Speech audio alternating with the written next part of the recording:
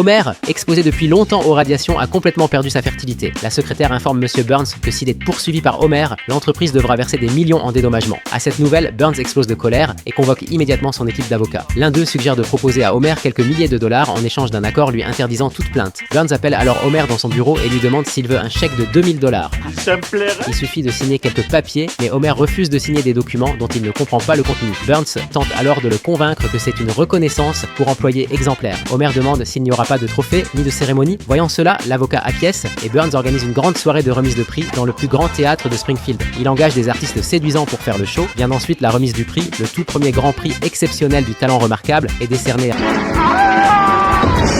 Avec le chèque main, il réfléchit déjà à comment dépenser l'argent. Quand il aperçoit un fauteuil de massage, il ne peut pas résister, s'assoit immédiatement pour l'essayer et demande qu'on mette l'intensité au maximum. Plus la puissance augmente, plus son corps tremble violemment. Il a l'impression de transcender le temps et l'espace. Il décide aussitôt de l'acheter. Mais le fauteuil coûte la somme folle de 2000 dollars. En 1991, une telle somme permettait de remplacer tous les meubles d'un salon. Pourtant, il pense que seul ce fauteuil peut combler son vide intérieur. Ni sa famille, ni sa foi ne le peuvent. Mais cette chaise, oui, Marge lui rappelle qu'on ne peut pas dépenser autant pour un simple plaisir. Très bien, dit-il, on ne l'achète pas. Mais j'ai le droit d'en profiter un peu, non ?